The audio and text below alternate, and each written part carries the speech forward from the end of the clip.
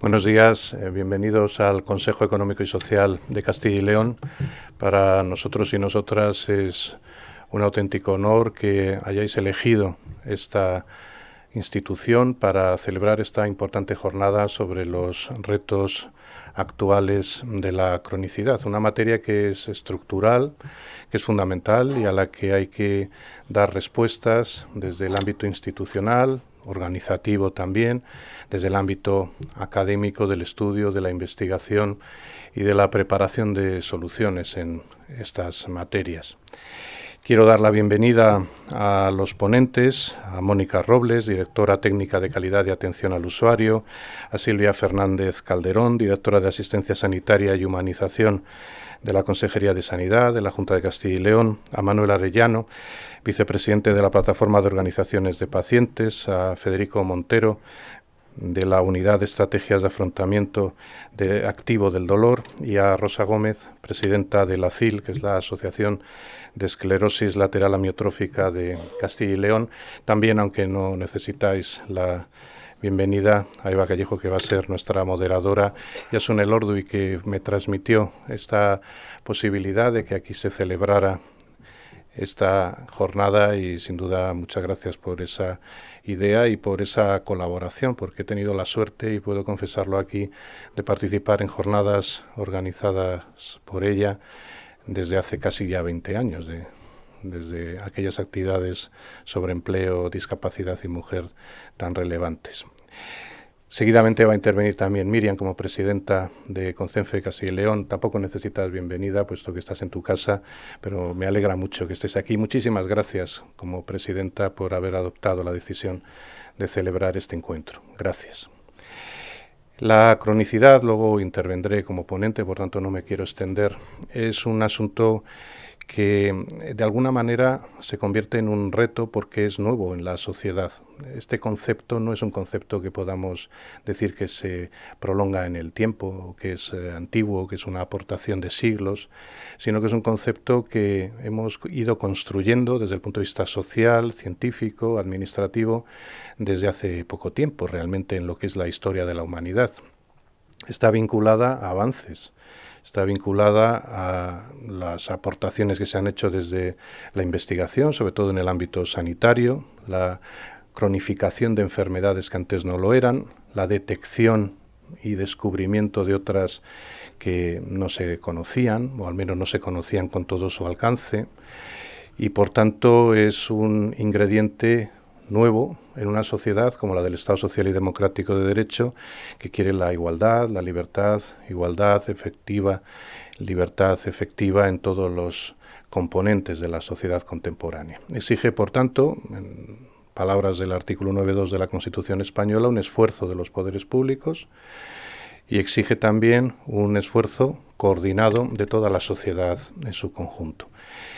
Tiene muchas dimensiones que se van a analizar en la mesa. Creo que se ha diseñado muy bien el programa, que es muy pertinente, muy oportuno, y todas ellas están interrelacionadas, porque aunque las dividimos para estudiarlas, siempre el estudio y el debate requiere cierto orden y a veces compartimentalizamos la realidad. Lo cierto es que la realidad luego es tan compleja que no es posible analizarla por separado, y por tanto creo que es muy oportuno poderlo poner en común y analizarlo desde esta perspectiva transversal. La cronicidad tiene impacto en el punto de vista de las administraciones públicas, especialmente de los servicios sanitarios, puesto que requiere una atención, sobre todo en sociedades que han ido avanzando también en longevidad. Ya os anuncio que desde el Consejo Económico y Social de Castilla y León estamos trabajando en un informe a iniciativa propia sobre la longevidad, sobre esta sociedad longeva, que también es una novedad histórica que tenemos presente, que tenemos sobre la mesa y que genera efectos positivos y de atención singulares, distintos de lo que había sucedido históricamente. Pero no solo la cronicidad tiene que ver con la longevidad, aunque sin duda tiene que ver, ni solo tiene que ver con el ámbito del Sistema Nacional de Salud y su gestión por las comunidades autónomas, que sin duda tiene que ver, sino que tiene también una dimensión social que vamos a analizar con detalle desde el ámbito de las políticas sociales, de los servicios sociales, de todo este sistema que se generó como desarrollo del modelo constitucional vigente español. Tiene que ver con el ámbito educativo, siempre el sistema educativo está absolutamente vinculado a todos los aspectos de nuestra sociedad. Tiene que ver por la atención de las personas, porque la cronicidad no solo se da en personas que están fuera del sistema educativo en su formación, sino también personas que en los distintos niveles del sistema educativo tienen que cursarlo, y en la formación de profesionales, que algo que se insiste mucho en los documentos, sobre todo desde las organizaciones, la importancia que tiene la búsqueda de perfiles adecuados en los planes de estudio, en la articulación de los que van a ser los profesionales, las profesionales, y también esa otra formación más difusa con las personas que realizan cuidados, aunque no sean profesionales en sentido estricto, y por supuesto con el voluntariado. Tiene que ver igualmente con todo el sistema económico productivo. A veces pensamos solo en la financiación, como si hablar de cronicidad fuera una fuente de gasto, ¿no? Es una inversión en bienestar, en sociedad y sobre todo en personas. Los enfermos o las enfermas crónicos no son un colectivo dentro de la sociedad, son la sociedad. De hecho, ahí están los datos. El Observatorio del Paciente lo indicaba. Ya más de la mitad de la población está en esa situación. Más de la mitad de la población no es un colectivo, es la sociedad en su conjunto. Por tanto, hay que abordarlo desde esa perspectiva también. O desde el punto de vista, por decir algunas breves reflexiones en este momento, que después profundizaremos en ellas, de las relaciones laborales, de la prestación de trabajo, de la prevención de riesgos laborales, la salud laboral, las interrupciones en la prestación del trabajo, desde el punto de vista de la seguridad social, las prestaciones económicas y asistenciales.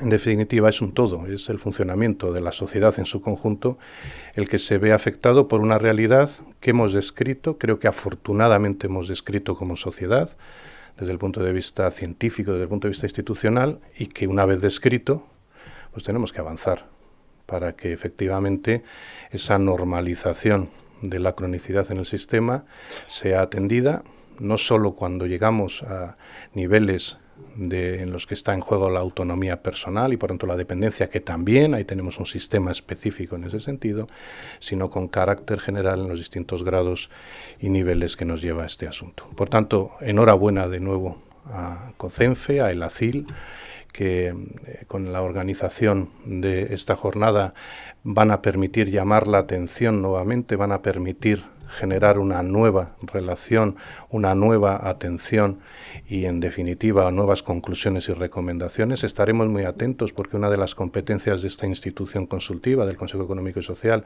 es elaborar el informe anual sobre la situación económica y social con un capítulo de recomendaciones, y en esta materia estaremos muy atentos a lo que desde CONCENFE, a lo que desde la CIL, a lo que las organizaciones que conforman CONCENFE se nos haga llegar o se nos transmita después de estas reflexiones.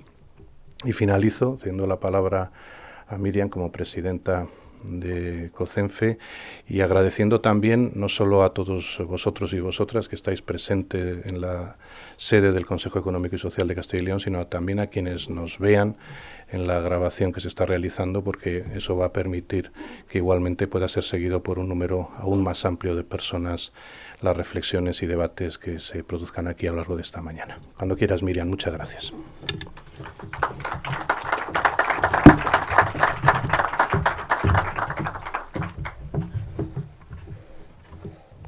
Bueno, buenos días, bienvenidas y bienvenidos.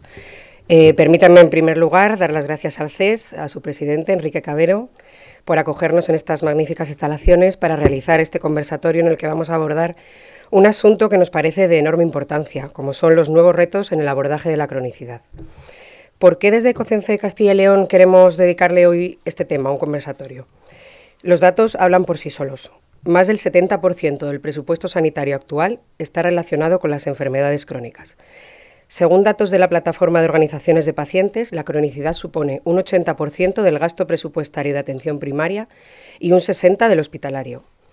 Además, según el informe Cronos, que lleva por título Hacia el cambio de paradigma de la atención en personas con enfermedad crónica, del Foro de Pacientes, en 2020 los pacientes crónicos supusieron un gasto de casi 78 millones de euros. La mayor parte de las personas mayores de 65 años presentan varias patologías de forma simultánea, de modo que la comorbilidad supone un desafío añadido frente a las necesidades de un nuevo modo de organización del sistema actual.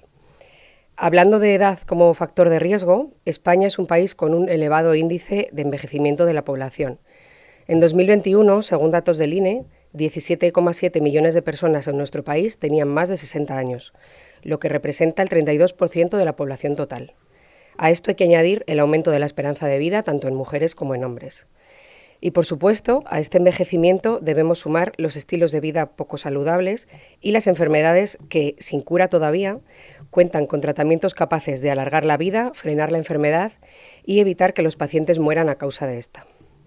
Y, de nuevo, todo esto supone un importante peso en el sistema sanitario, si pensamos en la necesidad de más consultas médicas tanto en primaria como en hospitalaria, tratamientos, terapias, elementos para mejorar la calidad de vida y otra serie de retos que hoy abordaremos.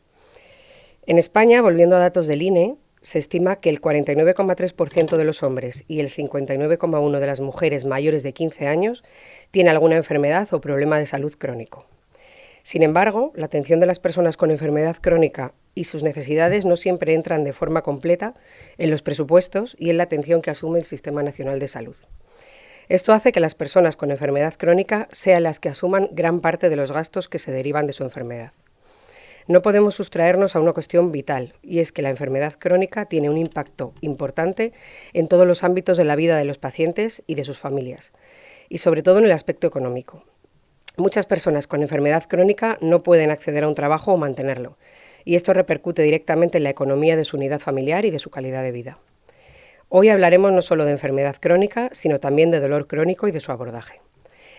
Hablaremos de aspectos de vital trascendencia que suponen un auténtico reto y que necesariamente requieren de políticas y estrategias en las que la Administración, los profesionales de la sanidad y, de manera prioritaria, las personas diagnosticadas de diversas enfermedades o de dolor crónico, estamos invitadas a entendernos y coordinarnos para resolver estos retos de forma eficaz y eficiente. Otro de los aspectos socioeconómicos a tener en cuenta es la oportunidad de generación de empleo y reactivación de la economía, que surge de la prestación de los cuidados a personas con enfermedades crónicas y, en especial, el abordaje del reto de la atención sociosanitaria en el medio rural. No quiero finalizar esta intervención sin recordar que en el mes de diciembre COCENFE puso en marcha una campaña en la que, bajo el lema genérico «Una coordinación de boda, la boda de Sani y Soci», se reivindicaba la importancia de que los servicios sociales y los sanitarios se coordinen para proporcionar una atención adecuada a las personas con discapacidad física y orgánica y con enfermedades crónicas. La falta de servicios sociosanitarios coordinados produce un impacto negativo en la salud y en la calidad de vida de las personas de forma general, pero en el caso de personas con enfermedad crónica y discapacidad puede conllevar un retroceso en su estado de salud, que en muchos casos es irreversible o muy difícil de recuperar. Desde el movimiento asociativo de COCENFE invitamos al sistema sanitario y a los servicios sociales a entenderse en una futura coordinación de boda. Y sin más dilaciones, quiero volver a presentar a las personas que van a formar parte en el conversatorio para que vayan pasando. Enrique Cabero, presidente del CES, Mónica Robles, directora técnica de calidad y asistencia al usuario, María Ángeles Álvaro, jefa de Servicio de Atención Sociosanitaria, Salud Mental y Cuidados Paliativos, ambas de la Consejería de Sanidad de la Junta de Castilla y León, Manuel Arellano, vicepresidente de la Plataforma de Organizaciones de Pacientes, Federico Montero, doctor responsable de la Unidad de Estrategias de Afrontamiento Activo del Dolor, Rosa Gómez, presidenta de la ACIL, Asociación de Esclerosis Lateral Amiotrófica de Castilla y León, y la periodista Eva Calleja, que será la moderadora del conversatorio. Les dejo con todos ellos. Muchas gracias.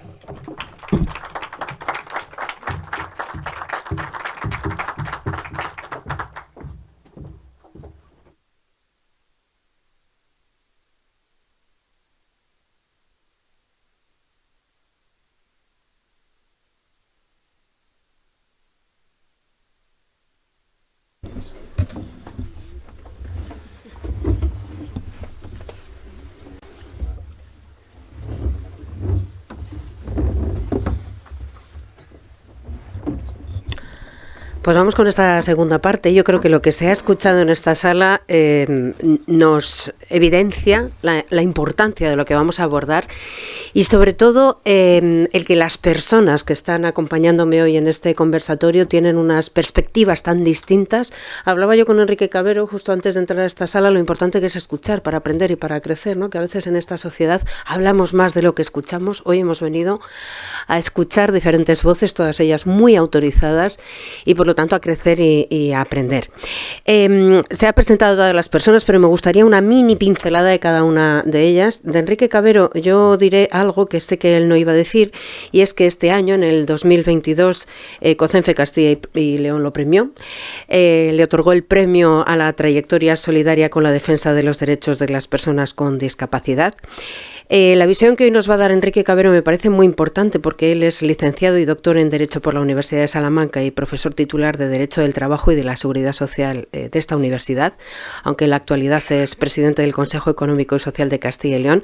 Me parece que todo eso que se hablaba, ¿no?, del encaje en el terreno laboral de todas las personas que tienen una enfermedad crónica, de las personas con discapacidad física y orgánica, es uno de los aspectos centrales que sin duda alguna va a salir en esta mesa.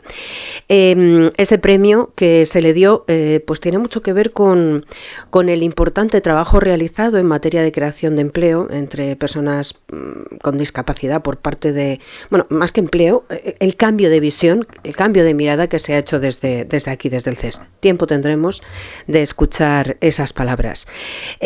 Mónica Robles, directora técnica de calidad y atención al usuario y participación, y estaba anunciada inicialmente Silvia Fernández, pero ha habido un cambio de última hora y yo estoy encantada de saludar a María Ángeles Álvaro Prieto, jefa de Servicio de Atención Sociosanitaria, Salud Mental y Cuidados Paliativos de la Consejería de Sanidad, ambas. Digo estoy encantada porque hemos coincidido ya en más de una mesa, conversatorio, análisis y me parece que el abordaje que puede hacer ella es enormemente interesante. Tenemos también a Manuel Arellano en el centro de esta mesa, vicepresidente de la Plataforma de Organizaciones de Pacientes. Yo diría que mucho más que eso, porque tiene una amplísima trayectoria dentro del asociacionismo de pacientes, y es que además de paciente renal trasplantado, vicepresidente de la Federación Nacional de Asociaciones Alcer, vinculado a COCENFE durante un montón de años como presidente también en una parte de nuestro país. Toda esa trayectoria me imagino que ha ido dejando una serie de reivindicaciones, una serie de consecución de objetivos y que le hace también estar en este momento aquí para darnos una visión que me parece enormemente interesante. A su lado está Federico Montero. Decía Enrique Cavero que además de hablar de la cronicidad vamos a hablar del dolor crónico, que está muy vinculado en muchos casos. Y Federico Montero está hoy aquí porque él es graduado en fisioterapia por la Universidad de Salamanca, doctor por la Universidad de Salamanca, máster oficial en tratamiento de soporte y cuidados paliativos en el paciente oncológico, experto universitario en investigación sanitaria, coordinador de la Unidad de Estrategia de Afrontamiento Activo para el Dolor Crónico en Atención Primaria de SACIL, investigador principal de varios proyectos relacionados con neurociencia del dolor, discapacidad y calidad de vida, vocal de la Sociedad Española de Fisioterapia y Dolor y miembro del Grupo de Trabajo de Dolor Crónico Primario del Ministerio de Sanidad. Así que bienvenido, Federico, te vamos a escuchar muy atentamente. Y tengo una persona más invitada en esta mesa, Rosa Gómez, es la presidenta de la ACIL. Si tenemos que hablar de la ACIL, que es la Asociación de Afectados de Esclerosis Lateral Amiotrófica de Castilla y León, pues yo diría que es un grupo humano que ha conseguido un cambio notable, una mejora notable de la visibilidad de esta grave enfermedad en Castilla y León y en España. Y eso me parece algo esencial, visibilizar para poder modificar las cosas. Han sido muchas las personas, las entidades que han ido conociéndoles en su trayectoria y que de alguna manera se han sumado también a esas reivindicaciones, a esa lucha para seguir avanzando. Bienvenidas, bienvenidos y si les parece vamos al lío. Porque son muchos los temas. A mí me gustaría, por empezar por algún lugar, Miriam Aguilar, la presidenta de COCENFE Castilla y León, creo que nos ha dado un montón de datos que nos llevarán a la reflexión. Me gustaría rescatar algunos de ellos para lanzar una primera cuestión, porque como bien se decía, en la actualidad los pacientes crónicos generan la mayor parte de las consultas de atención primaria, más de la mitad de los ingresos hospitalarios. Además, la prevalencia de las patologías crónicas está experimentando un incremento en nuestro país y se estima que generan al menos, como bien decía Miriam Aguilar, el 70% del gasto sanitario. La Unión Europea prevé que, dada la proyección de la población, la mortalidad esperada y las previsiones de carga de enfermedad, las enfermedades crónicas van a seguir siendo la principal causa de mortalidad y discapacidad en los países desarrollados, con el consiguiente impacto en el sistema de salud que eso tiene. Los datos, por lo tanto, son claros: incremento de la esperanza de vida, progresivo envejecimiento de la población, que están directamente relacionados con la enfermedad crónica. Y todo esto nos sitúa ante un importante reto socioeconómico al que hemos de hacer frente, marcando estrategias claras a nivel no solo económico, sino social, laboral y sanitario, entre otros ámbitos. Yo sé que el aterrizaje así es como muy potente, pero les pediría a las personas que me acompañan en la mesa una primera pequeña reflexión al respecto. Podemos empezar por ahí.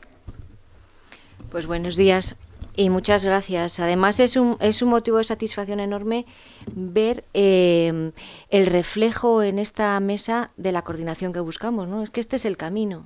Esta es la dirección que debemos tomar, porque tenemos aquí un abordaje desde múltiples perspectivas, ¿no? Y yo creo que es la forma de trabajar, la única forma de trabajar. Respecto a, sobre todo al contexto que habéis estado definiendo, ¿no? Y a los datos que se han dado, a mí sí me gustaría hacer algún matiz más para acabar de definirlo.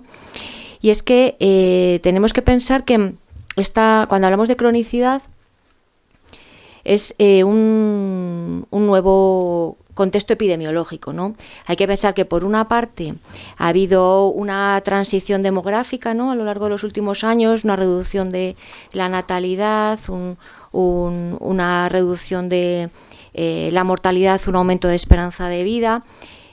Ojo que las enfermedades crónicas no siempre están relacionadas con el envejecimiento, ¿no? No estigmaticemos solo y relacionemos con el envejecimiento, porque hay numerosas enfermedades que afectan a distintas etapas de la vida, incluso con enfermedades congénitas y demás. Pero bueno, pero además de eso, hay un contexto epidemiológico cambiante que hace que ahora mismo el marco en el que nos movamos es el de las enfermedades no transmisibles, ¿no?, que habla la OMS, y acudiendo a que, bueno, a los 75 años de fundación de la OMS que celebramos el viernes pasado.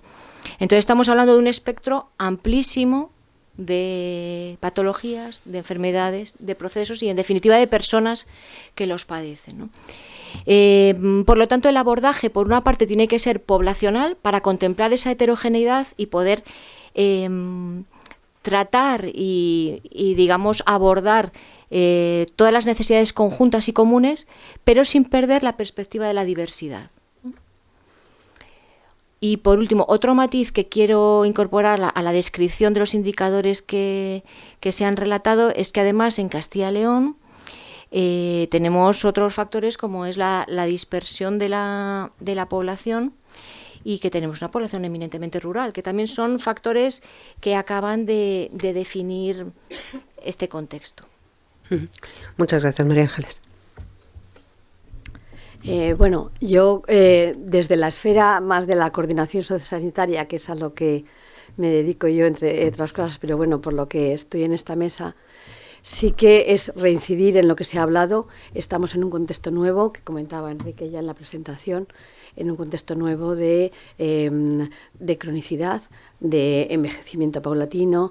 Tenemos una comunidad de las más extensas y dispersas de Europa, y tenemos un aumento progresivo de la edad media. Y aunque ha dicho Mónica que sí, que las enfermedades crónicas pueden afectar a cualquier edad, sí que es cierto que se van acumulando en las edades, dijéramos, más superiores. ¿Y qué es lo que pasa? Que ha habido un cambio. Esto va unido a un cambio social muy importante, y es la atomización familiar. Porque si algo caracteriza a las enfermedades crónicas es la necesidad de cuidados. Y cuando las personas están solas y no tienen esa posibilidad de cuidados, hace que requieran muchas veces de la institucionalización o los cuidados hospitalarios, que muchas veces no son lo mejor, es más, incluso son contraproducentes en muchos casos. Entonces, estamos ante el reto de acercar los cuidados a la gente que lo necesita. Nada más. Se habla, Enrique, de un nuevo reto. Hablabas de un nuevo reto al iniciar este conversatorio, y ese nuevo reto exige marcar un camino, ¿no? Sí, permíteme, en primer lugar, que salude a María Ángeles Álvaro, que antes no lo he hecho porque no sabía que iba a intervenir. Me alegro mucho de poder hacerlo, al igual que a Ignacio Rosell como consejero del CES y a Susana García, que es la secretaria del grupo de enlace de esta casa, que también está especialmente dedicado a la vertebración y a la participación de las organizaciones sociales. El reto principal viene dado en que tenemos que cambiar la perspectiva. Ya no nos sirve solo abordar la política sanitaria desde lo que puede ser la curación, sino que por supuesto hay que seguir haciéndolo, sino que ya lo han dicho Mónica y María Ángeles, creo que de manera muy brillante, ¿no? Tenemos que tener en cuenta que la enfermedad crónica es estructural en nuestro sistema. A ello nos ha llevado primero la descripción de la cronicidad y en segundo lugar la existencia de cuidados de larga duración que tenemos que asumir como sociedad y como poderes públicos, porque tenemos ese mandato constitucional al margen de también decisiones de carácter internacional que vinculan a España. Por lo tanto, tenemos que afrontarlo a la hora de definir las estructuras, los presupuestos, a la hora de esa importantísima coordinación sociosanitaria, a la hora de abrir la política de salud a la sociedad en su conjunto, tenemos que afrontarlo desde otra perspectiva. Y eso va a repercutir, lo está haciendo ya se están tomando decisiones en la propia estructura del sistema sanitario. El debate sobre la atención primaria, la medicina familiar y comunitaria, pues está ahí sobre la mesa. Quizá la pandemia ha venido a impulsarlo, pero ya estaba sobre la mesa y tenemos que seguir sobre él. La idea de un sistema de servicios sociales que tiene que ser omnicomprensivo, que debe tener en cuenta esta política de cuidados de larga duración, que es fundamental, con profesionales, la atención a los cuidadores y las cuidadoras no profesionales, la atención y coordinación con las organizaciones del tercer sector y otras organizaciones vinculadas a la materia. Y otro aspecto que es fundamental en la coordinación, cuando hablamos de coordinación sociosanitaria, sobre todo por el ámbito competencial constitucional y los estatutos de autonomía, estamos hablando del sistema sanitario y del sistema de servicios sociales. Pero hay otra competencia que es de ámbito estatal, al menos la legislación básica y el régimen económico, que es la seguridad social, que también debería estar o tener una mayor coordinación. ¿Y por qué digo esto? Porque hay toda una serie de situaciones donde la Ley General de la Seguridad Social, el texto refundido, tiene en cuenta prestaciones económicas y de otra índole, pero que tiene una repercusión práctica muy importante. Situaciones como la declaración de incapacidad temporal, permanente total y absoluta, gran invalidez, que requieren también una coordinación, porque al final son decisiones normativas y de aplicación administrativa que van todas juntas, unido a otro sistema que es el de la autonomía personal y la dependencia, que también requiere, por tanto, un enfoque institucional nuevo. No totalmente nuevo, no partimos de cero, ya ha habido un avance muy importante, pero el enfoque institucional y presupuestario, tanto a nivel autonómico como estatal, como incluso en competencias que pueden asumir las entidades locales, es nuevo. Este es el gran reto, verlo de otra manera y sobre todo, insisto en una idea que decía antes en el saludo, no estamos hablando de un colectivo, que ya de por sí sería importante, estamos hablando de la sociedad. Es que la sociedad actual en nuestro país, en la Unión Europea, es esta. No es otra, esta es, y afortunadamente muchas veces lo es, y otras ojalá la ciencia siga avanzando y las enfermedades que ahora son crónicas dejen de serlo porque se curen, pero también hemos conseguido que enfermedades que eran mortales se conviertan en crónicas, y ese ha sido un avance que no podemos ahora destrozar si no afrontamos desde una nueva perspectiva institucional este asunto. Rosa, le pediría también una primera reflexión al respecto. Bueno, pues simplemente, si me oye, sí. Es apoyar, sí, es lo que ellos han dicho, tanto unos como otros, la coordinación, importante, la coordinación y el que nuestros afectados y los enfermos crónicos tengan ese apoyo tanto a nivel sanitario como social. Y importantísimo, estamos en una comunidad, como decía, tan grande y tenemos tanto rural que se nos olvida que la mayor parte de los enfermos crónicos están en rural y necesitan el apoyo y, como decimos, mantenerlo en casa. O sea, tener la posibilidad de que tengamos ese cuidado en el hogar y cuidar al cuidador, por supuesto. Y poco más, porque yo creo que ellos lo han explicado perfectamente todo. Esa visión de Castilla y León me parece esencial a la hora de buscar las soluciones y de plantearnos, ¿no?, los retos que tenemos por delante.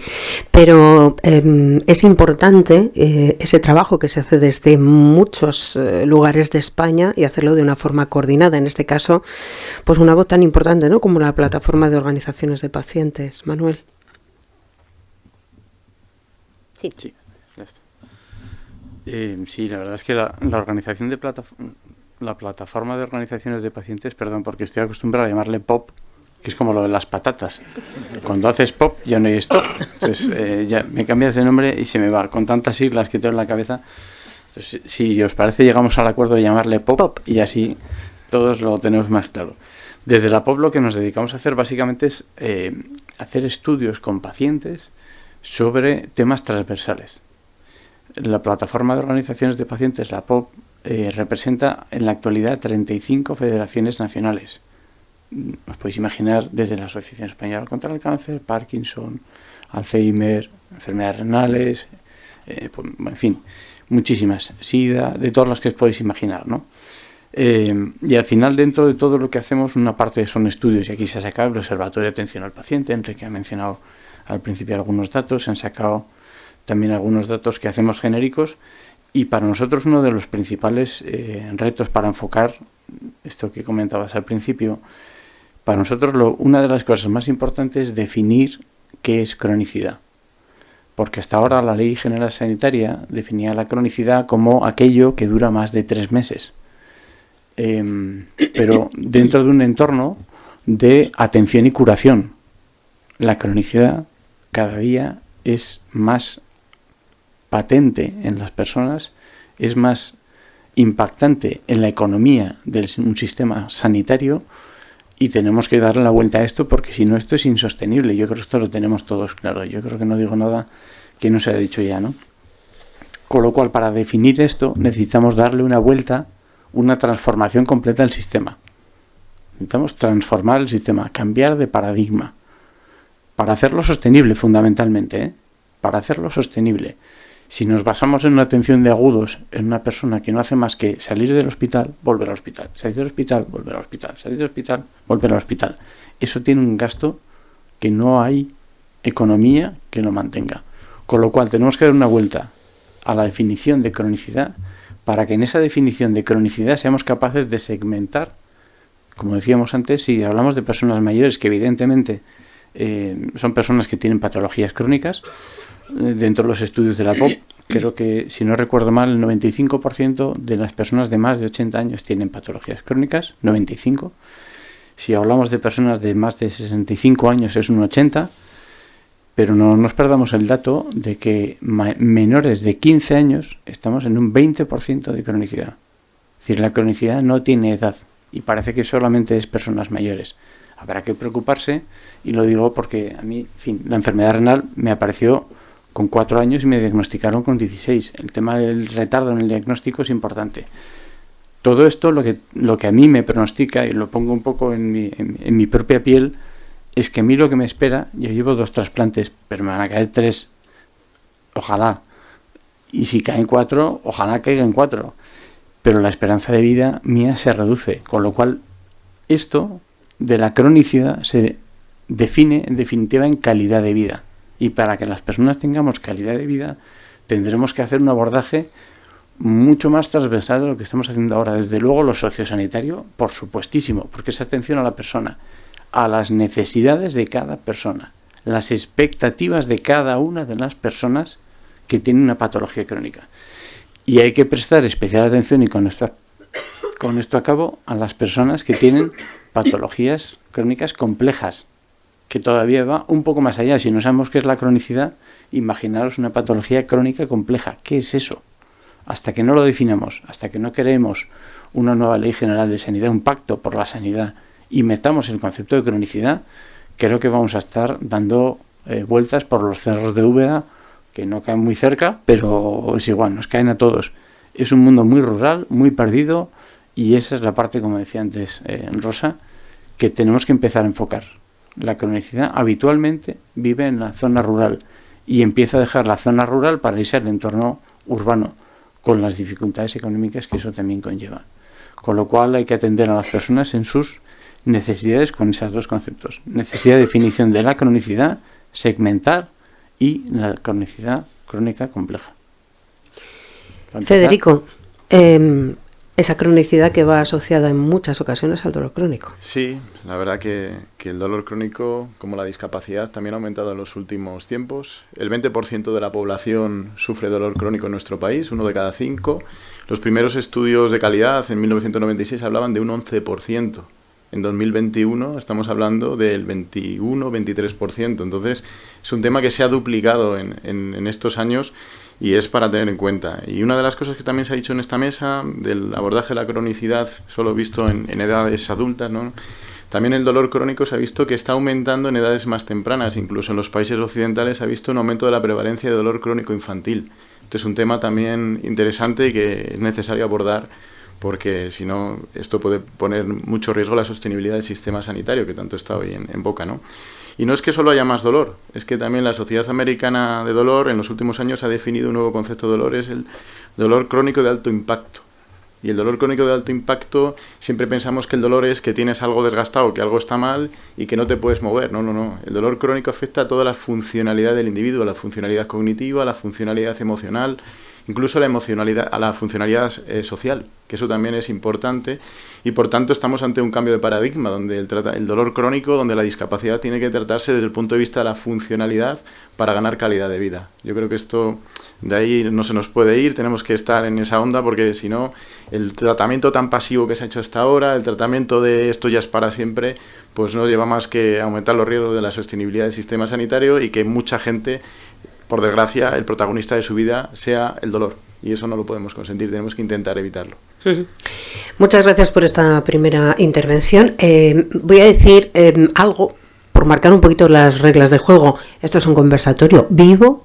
Cada una de las personas que están en esta mesa pueden tomar la palabra o levantar la mano y apostillar a cualquier cosa que se haya dicho, pero sí que les pediría que las respuestas o las intervenciones sean breves, porque hay muchas cuestiones que queremos abordar y me parece que algunas tienen que ir enfocadas de una forma más concreta o más directa a alguna de las personas invitadas.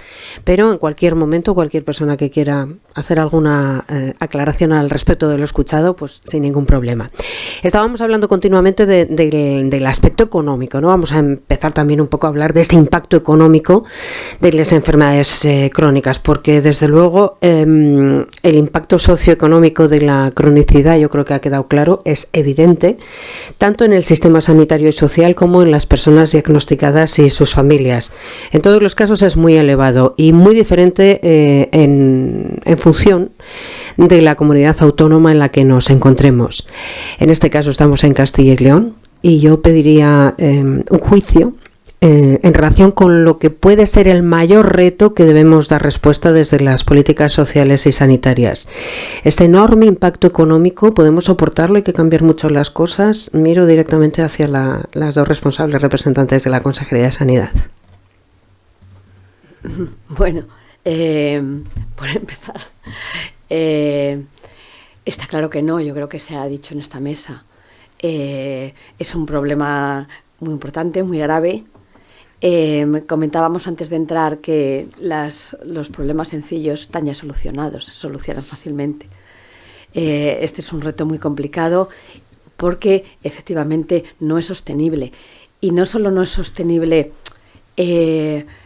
desde el punto de vista del gasto en sí, sino no es sostenible porque si en algo hemos evolucionado como sociedad es en el cuidado y en la atención a las personas. El centrar nuestros cuidados, tanto sanitarios como sociales, en los deseos de las personas y en su bienestar socioemocional, que se ha comentado aquí tantas veces. Eso va ligado al ambiente, de alguna manera. Entonces, tenemos que dirigir el sistema hacia la atención en domicilio, volver de nuevo a los inicios del año 70, del año 84, de lo que era la atención primaria, de cómo hay que acercar de alguna manera la atención sanitaria al lugar en donde viven, porque la institucionalización, además, hemos visto que en la reciente pandemia que no es la respuesta. El juntar a personas con problemas en un único espacio no lo soluciona, ni lo soluciona desde el punto de vista social ni tampoco sanitario. La hospitalización es contraproducente, aunque sí que es cierto que tendemos un poco a enfocarlo hacia personas más mayores, pero sí es cierto que es un porcentaje cada vez mayor de nuestra sociedad, y las personas, cuando se les hospitaliza, se desorientan. Y es muy perjudicial para ellas. Hay veces que los ingresos son necesarios, pero los ingresos durante un espacio muy corto, muchas estancias hospitalarias se alargan con el coste que ello conlleva y encima en perjuicio de la persona que está ingresada. Porque cuando pasa un cierto tiempo la persona pues se desorienta, muchas veces luego les cuesta mucho volver un poco a centrarse y a disfrutar de las cosas. Entonces, bueno, desde todos los puntos de vista yo creo que debemos de repensar el sistema para que los cuidados sean más cercanos a los deseos de las personas y más cercanos a lo que es su entorno sociofamiliar, cuidando, por supuesto, de los cuidadores, que también es un tema muy importante que se ha comentado aquí. No sé si Mónica quiere añadir algo. Sí, nada, dos cositas. Simplemente decir que muchas veces nos centramos en que probablemente tengamos que invertir más, gastar más, pero probablemente es gastar mejor, ¿no? Entonces es verdad que se han hecho, si echamos la vista atrás, ¿no?, que a veces es algo que debemos hacer para ver, bueno, pues que hemos ido dando pasos en el camino, se han ido implantando iniciativas, pero probablemente falta una vertebración del cambio, fundamentalmente, ¿no? Ahí luego hablaremos que también la corresponsabilidad por parte de pacientes y familiares también es importante, avanzar en ese cambio cultural y en ese avance en la formación personal y en el avance en el conocimiento. Pero probablemente la clave puede estar en eso, en hacer las cosas de diferente forma. No gastar más, gastar mejor, Manuel. A mí me gustaría aportar algunos datos que yo creo que también clarifican un poco, ¿no?, de los estudios que tenemos hechos. Algunos datos, sé que es un poco aburrido, pero al final también la foto la ponen bastante en su sitio. Personas con enfermedad crónica con mayor dificultad para llegar a final de mes, 63% frente al resto de la población, que es un 53%, 10 puntos más. Sí, y esto evidentemente por la fisio, el logopeda, en fin, cosas que nos suenan yo creo que a todos, ¿no? Otro dato es todo lo que supone la brecha de género, que parece que no, pero al final las mujeres tienen muchas más... estaba pensando en una cosa y estaba leyendo otra, y dos cosas se me dan fatal. Las mujeres destinan 10 horas más al cuidado que los hombres, y esto es un tema de semanas, y hablamos en semanas, y el impacto negativo, además, que el 90% de las mujeres son las que cuidan, y ellas, un 19% de ellas, además, tienen una patología crónica. Quiere decir que empezamos a suma y sigue, ¿no? Todo lo que tiene que ver con la falta de... Cuando entra una enfermedad crónica, a veces lo que sale por la ventana es el dinero y el empleo. Y afecta no solo a la persona, sino también, lo estamos mencionando aquí, a toda la familia, ¿no? 48% de las personas mayores de 18 años están trabajando. Si hablamos de personas con patologías crónicas, son 44%. Pero es que un 9% están de baja, con lo cual el 35% de personas con patologías crónicas están efectivamente trabajando. Hablamos de pues casi 13 puntos menos. Y el último dato son que las mujeres que trabajan son un 38% frente a un 32% de los hombres, pero consiguen menos contratos porque tienen más incapacidad temporal permanente. Consiguen menor incapacidad laboral permanente, un 11 frente a un 20% de los hombres. Es decir, las mujeres se esfuerzan mucho más en conseguir aquello que los hombres tienen o tenemos, y lo tienen de una manera mucho más difícil, mucho más temporal, porque aguantan muchísimo más la carga familiar y la carga de su propia patología y de la patología que esté en casa. Con lo cual el tema económico vincula mucho, afecta mucho, y no sabemos todos, a la familia, a la persona, pero especialmente a las mujeres.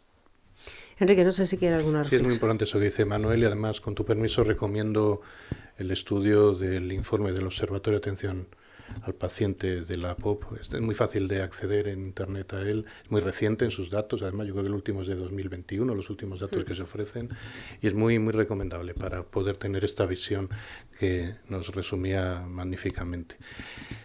Cuando hablamos de este asunto parece que pensamos solo en los presupuestos públicos, sin duda, porque son muy importantes, y yo coincido en que no es simplemente decir es que hace falta más recursos, es que tenemos que plantearlo de otra manera, porque no tiene sentido muchas veces tal y como lo hemos planteado, porque es una realidad distinta y por tanto requiere un abordaje diferente. Pero también tenemos que pensar en los costes económicos privados. Lo decía Manuel ahora, lo decía nuestra presidenta Miriam Aguilar en su saludo inicial, la importancia que tiene también hacia los costes para la familia, para las personas, que ahí también son muy importantes, y ahí solo tenemos estimaciones, no tanto presupuestos, pero sin duda son muy relevantes porque hay una parte que se asume desde las familias son muy, muy relevantes en estos asuntos, en los cuidados, que os voy a decir que no sepáis, las propias organizaciones lo tienen muy en cuenta y han sido promovidas muchas veces por los propios familiares. Y para las personas, porque el acceso al empleo se puede complicar muchas veces, sigue habiendo, aunque esté prohibido constitucionalmente, discriminación, es cierto, hay datos, hay sentencias que lo ponen de relieve. La nueva ley de empleo, la ley 3/2023, viene otra vez a subrayar este extremo que estaba en las leyes previas también reflejado. No puede haber discriminación en la selección, en el acceso al empleo.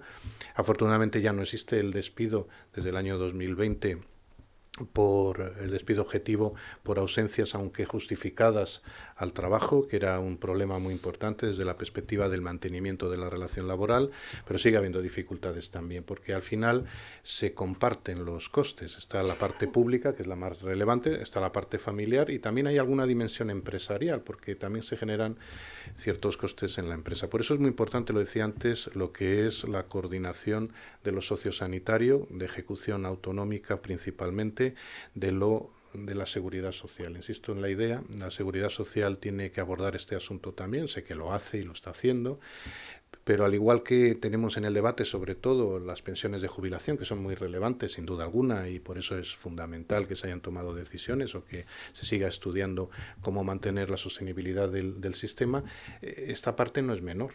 Esta parte también requiere un debate muy considerable y no se puede simplificar. Aquí nada se puede simplificar. No se puede decir, bueno, crece la incapacidad, tanto temporal como permanente, porque hay personas que no quieren trabajar. No, mire. Es que hay personas que no pueden trabajar o hay personas que tienen especial dificultad para trabajar.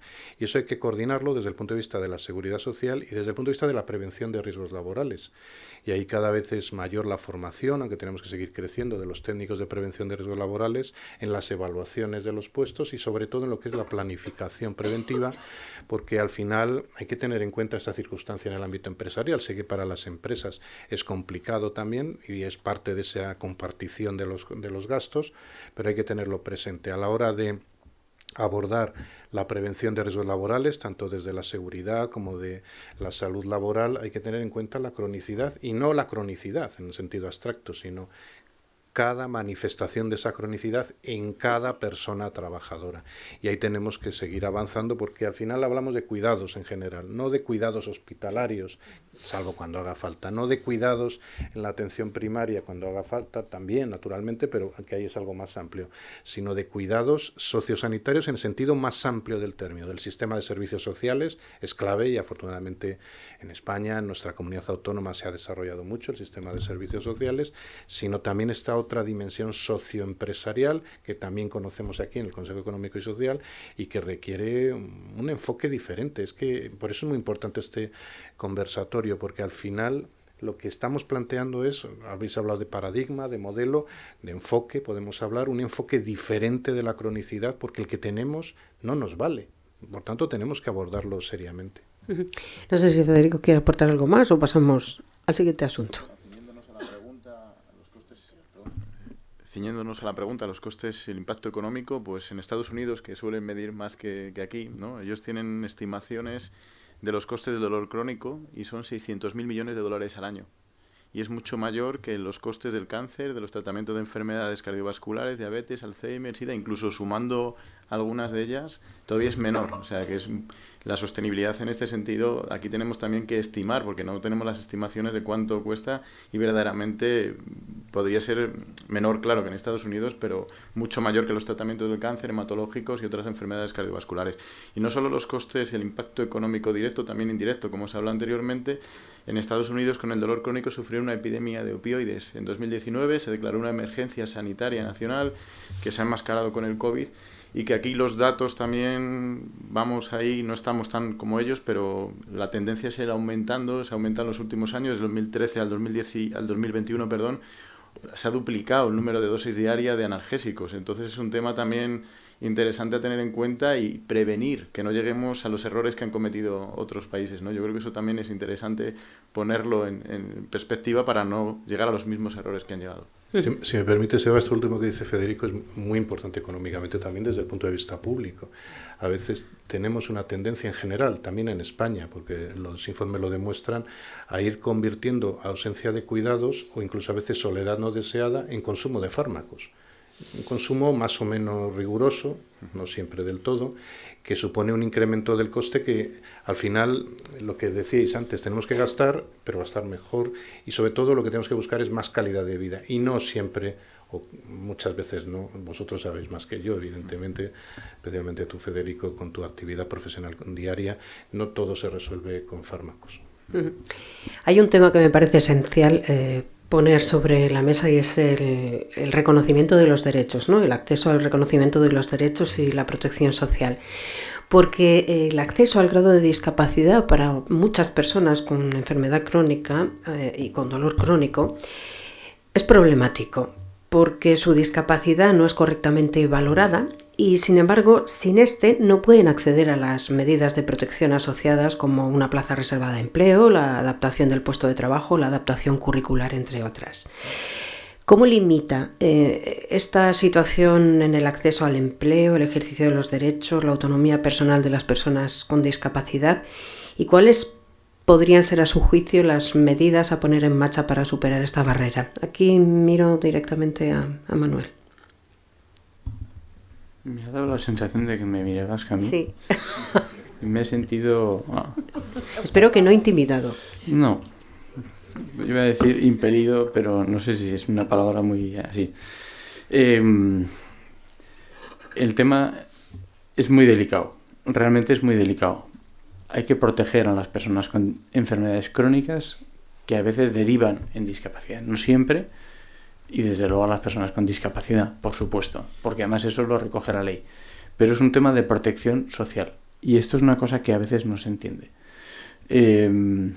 Algún dato, la plataforma, si algo tenemos, son datos. 34% de las mujeres cuentan con certificado de discapacidad frente a un 43% de los hombres. Y además, si hablamos de pensiones contributivas, hablamos que un 60% de los hombres las tienen frente a un 16% de las mujeres. Es decir, la diferencia es algo más que importante, con todas las secuelas que sabemos que el ámbito laboral tiene para la protección de los derechos, para ejercer la autonomía personal, tomar las decisiones, tomar las riendas económicas de tu vida, los aspectos psicológicos, como se ven afectados, tanto emocional, psicológico, familiarmente, etcétera, ¿no? Para mí hay una cosa que es muy llamativa, y voy a poner un ejemplo que yo creo que entenderemos todos. Esclerosis múltiple lleva intentando, no sé la de años, que desde el Congreso se reconozca con el diagnóstico el 33% de discapacidad, que es el reconocimiento mínimo para tener reconocida una discapacidad. Y todo el mundo le ha dicho que sí, pero nunca sale adelante. Y nunca sale adelante por una cuestión de... Es que tienes que tener la discapacidad en el momento en que el baremo de discapacidad, que ya veremos cuando entra ese nuevo cambio que se ha hecho por fin después de 20 años, cuando te diagnostique por puntos. Y dices, pero si mi enfermedad, que es la esclerosis múltiple, no va a mejorar nunca. Si solo voy a ir a peor, ¿por qué no me das desde ya una protección que me facilite toda la toma de medicación que necesito, que no suele ser poca, que me facilite habilitar una protección social dentro de un espacio, de un entorno laboral, aunque sea un centro especial de empleo, un centro de inserción sociolaboral, o otra cuestión, tema de medicación, de proteínas, de cuestiones alimentarias que son importantes. Solo en eso me parece que estamos perdiendo el rumbo por completo, porque no estamos dando a la gente lo que necesita. Se nos está llenando la boca de la persona en el centro, la atención, ¿no? la ACP, ¿no? O AICP, atención integral a la persona. Con esto acabo, una pequeña anécdota. Yo me acuerdo cuando tenía 12 años y yo verdaderamente estaba en el centro del sistema. Verdaderamente. Estaba en una cama y en aquellos años, en los años primeros de los 80, finales de los 70, venía el médico con los 35 estudiantes de medicina, venía la enfermera con los 35 estudiantes de enfermería y tú estabas en el centro. Yo entiendo que eso es el centro del sistema. Porque todo lo que veías eran batas blancas, tal, y decías, si te duele aquí, y dices, uy, pues no tocar, que me acabas de operar. Bueno, eso parece que es estar en el centro, ¿no? Hay otras situaciones que yo ahora en plan de broma suelo decir, que la gente está pues en el centro de diálisis, en el centro hospitalario, en el centro de atención primaria. ¿Por qué no sacamos al paciente del centro de una puñetera vez? Pero con perdón de la expresión, y lo metemos como parte de la cadena decisora, que la opinión de los pacientes es tan importante como la de los profesionales, como la de la administración, como la de cualquiera, porque es un punto de vista diferente. Y ese punto de vista diferente, que además como usuario, yo creo que todos entenderemos que cuando alguien inventa un coche, lo inventa pensando en un público objetivo. Cuando alguien inventa en la sanidad, ¿me podéis contestar en quién está pensando? ¿Y por qué no cuenta con los pacientes? No, parece que no tenga mucho sentido, pero seguro que estamos todos de acuerdo. Pero ¿por qué no somos capaces de llegar a un acuerdo? Cuando hablamos de ese acceso al reconocimiento de los derechos, estamos hablando de algo esencial, ¿no? Para generar esa autonomía y ese acceso al mercado laboral y ese mantenerse en el puesto de trabajo. Es muy importante, sin duda, y lo que planteabas antes, el reconocimiento de la discapacidad, al menos en un 33%, varía mucho, naturalmente, porque aquí estamos hablando muy en general de la cronicidad, luego hay que hablar de supuestos concretos, de enfermedades crónicas, y es muy difícil, sobre todo cuando se trata de una enfermedad que ha sido descrita científicamente y aceptada como tal más recientemente. Aquí también hay que tener en cuenta que hay pacientes crónicos que tienen grandes problemas en el ámbito laboral, en el ámbito de la seguridad social también, porque hay una especie de principio de desconfianza siempre sobre si existe o no la enfermedad, que deberíamos ir eliminando. Nadie quiere estar enfermo, yo lo creo sinceramente, ni nadie quiere que se le apliquen medidas especiales si no las necesita. Yo creo que este es el otro principio, por lo tanto tiene que haber un principio de confianza. Eso no significa que cada uno haga lo que quiera, naturalmente no estoy reivindicando eso, ni tiene sentido, porque entonces ¿para qué queremos un sistema si no se cumple? Pero sí se debe acabar con ese principio de desconfianza que afecta, y suscribo algo que decía Manuel antes, también a la dimensión de las enfermedades que afectan mayoritariamente a las mujeres, es cierto. Yo recuerdo también en estudios con las organizaciones de fibromialgia cómo ha habido problemas muy grandes, por poner un ejemplo concreto, que no es el único, para que se reconozca como enfermedad, para que pudiera tener trascendencia laboral, de seguridad social, porque hay patologías que cuando afectan a las mujeres, aparte de las carreras de cotización más cortas, que también eso genera esos problemas que acabamos de ver de prestaciones económicas contributivas, de la inexistencia o de la reducción, cuando afectan a las mujeres parece que se toman con menos seriedad.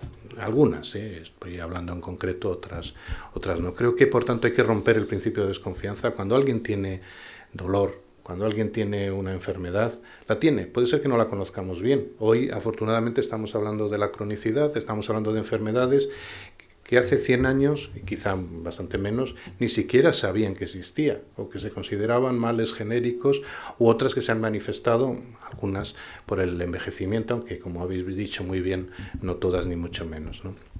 Entonces creo que es fundamental utilizar criterios más objetivos, que tengan en cuenta también el posible agravamiento en el caso de accidente de trabajo y enfermedad profesional, que este es otro asunto complejo que contempla el texto refundido de la Ley General de la Seguridad Social y hay que tener en cuenta, y enfermedades crónicas que se pueden agravar ante un accidente o ante una enfermedad profesional. Y esto todavía es más complicado aún porque hay una exigencia de prueba en ocasiones especialmente difícil. Creo que tenemos que avanzar en este replanteamiento que estamos diciendo, por eso decía que es fundamental la coordinación, la incorporación de la enfermedad crónica de otra manera, también en el ámbito laboral y en el ámbito de la seguridad social. Tenemos que verlo de otra manera. E insisto, no es un problema aislado, que ya sería importante, aunque hubiera una persona, sería importante.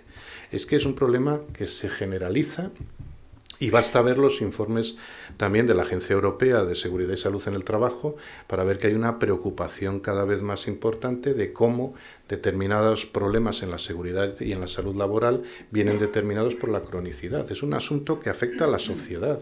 Insisto en la idea, es que esto no es minoritario. Es que con distintas manifestaciones y distintas gravedades, seguro, pero que es un problema general de la sociedad porque hemos querido, afortunadamente, que la calidad de vida pase por cuidar este asunto y tiene que pasar, porque ¿de qué nos vale hacer tanto esfuerzo para la esperanza de vida, para la longevidad, si luego no nos preocupamos con que esa vida sea con calidad y sea con atención y sea con cuidados y sea con derechos? Estamos haciéndolo de manera incompleta, claramente, ¿no? Según el Libro Blanco de la Discapacidad orgánica que editó COCENFE en el año 2022, existe una baja cobertura de las necesidades de apoyos, particularmente en rehabilitación, atención psicosocial, prevención y promoción de la salud en personas con enfermedades crónicas. La atención recibida a nivel sanitario y sociosanitario es fragmentaria, repercutiendo negativamente en la vida de las personas con discapacidad orgánica y en su entorno. Teniendo en cuenta la perspectiva de los pacientes con enfermedades crónicas y dolor crónico, ¿cuáles serían a su juicio los principales retos a nivel micro, a nivel meso, a nivel macro? Y hago una doble pregunta. ¿Cuáles serían desde su perspectiva también las posibles soluciones a estos retos? No sé por dónde empezar, no sé si ir a Manuel o ir directamente a la consejería para ir viendo los diferentes enfoques. Mónica, María Ángeles. Bueno, a mí probablemente María Ángeles se centre más en la parte asistencial, ¿no? Y bueno, en la importancia de garantizar la continuidad asistencial y la gestión integrada de la atención y demás. Pero a mí sí que me gustaría centrarme en dos pilares que considero básicos y que no se nos pueden olvidar, sobre todo si somos capaces de analizar el proceso salud-enfermedad de manera conjunta, ¿no? No centrarnos exclusivamente en la atención sanitaria al final de un proceso, sino démosle la importancia y el espacio que tiene a la promoción de la salud y a la prevención de la enfermedad, ¿no? Qué importante es si tenemos en cuenta todo el espectro de patologías y enfermedades no transmisibles de las que estamos hablando, ¿no? De enfermedades crónicas. La repercusión de los factores de riesgo modificables, ¿no? El intentar evitar, ¿no? Pues, desde el tabaco, el alcohol, el sedentarismo. También lo que ahora llamamos los factores de riesgo metabólicos, ¿no? Pues la obesidad, la hiperglucemia, la hiperlipidemia. Bueno, probablemente no os ocurra a vosotros porque estáis mucho más sensibilizados y más familiarizados, pero en la población general los temas relacionados con la promoción de la salud y la prevención de la enfermedad parecen distantes, ¿no? Es decir, siempre se consideran dentro de la atención sanitaria del sistema de salud muchas veces secundarios. Nos centramos los esfuerzos, centramos la atención, centramos el presupuesto y los enfoques en la atención sanitaria, pero es que es el reflejo de toda esa prevención previa, ¿no? O sea que sí me gustaría romper una lanza en ese sentido de volvamos a recolocarnos a abrir el foco y a ver las patologías y los procesos como un continuo. Abordémoslos desde el principio para evitar consecuencias futuras. Pero por otra parte, el segundo pilar del que, a mí me gustaría ahora traer a la mesa es, como decía antes, avanzar en la autonomía y en la corresponsabilidad de los pacientes. No solo pacientes, sino pacientes, familiares y cuidadores, ¿no? Entonces, ahí tenemos que aprender todos, tenemos que aprender profesionales y tenemos que aprender pacientes. No es algo que se pueda hacer de hoy para mañana y si queremos hacerlo bien, ¿no? Tenemos que buscar una participación efectiva, ¿no? Y en eso, pues tenemos bastante que avanzar. No hay que olvidar, como ha salido en varias ocasiones, la importancia de tener en cuenta y de incluir en el modelo a los cuidadores y al entorno próximo de los pacientes, que muchas veces se prescinde, ¿no? Porque, está claro que el cuidar limita la salud y la calidad de vida del cuidador, ¿no? Entonces, siempre, por lo menos nosotros siempre tenemos, a base de probablemente de sensibilizar a la población, ¿no? A base de repetir pacientes, familiares y cuidadores, somos capaces de integrar esa información. Yo únicamente profundizar en lo que ha estado diciendo Mónica. Está claro que un problema tan complejo como es el de la cronicidad necesita de una alianza de todos los que participamos de ella, que somos toda la sociedad. Son las personas que las padecen, son las familias, somos las instituciones. Sí que creo que además el enfoque tiene que ser muy versátil. Las necesidades de las personas no son iguales. Estamos hablando que las enfermedades crónicas afectan a cualquier edad, en cualquier situación, que seguro que la sociedad ha cambiado, que existe mucha soledad en las